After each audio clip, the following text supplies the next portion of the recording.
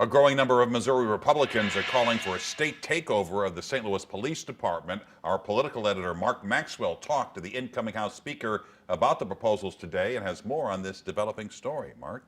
Mike and Ann, lawmakers are driving to Jefferson City now to start filing their bills in advance of the new upcoming session that kicks off in January. And incoming House Speaker Dean Plocher, he's driving around the state right now, touring a lot of these districts with incoming freshman representatives. He spoke with 5 on Your Side today by phone about his plan to focus on fighting crime in the new session. We're looking at many facets of things we could explore. When the Missouri House gavels in next month, Republican Dean Plocher will take over as Speaker. Already, 4 bills emerged in the chamber proposing to strip Mayor Tashara Jones' power over the police department in favor of a state takeover. In a Monday phone call, Plocher said, "I intend to put those bills to a committee, and it's certainly going to get vetted." He said crime has proven immensely destabilizing for direct victims of violence and indirect victims like businesses who may lose customers to safer cities. We do have a crime problem. I don't think that's a shocker. House Democrat Rasheen Aldridge grew up in St. Louis when the city police department was previously under state control. The residents of the city of St. Louis probably couldn't tell any difference.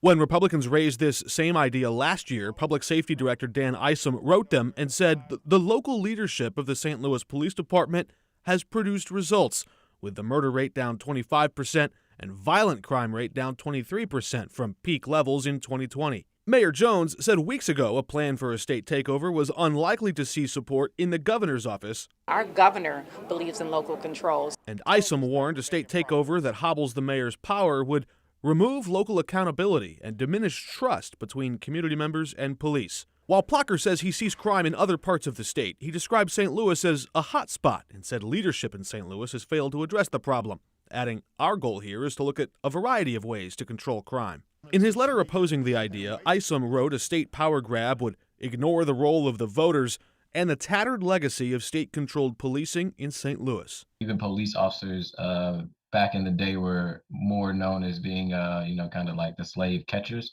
and being under state control.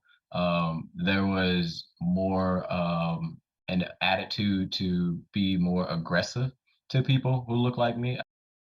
Police unions are supporting a state takeover in part because they feel that their agenda might face less opposition in Jefferson City than it would in City Hall. Mark, thanks.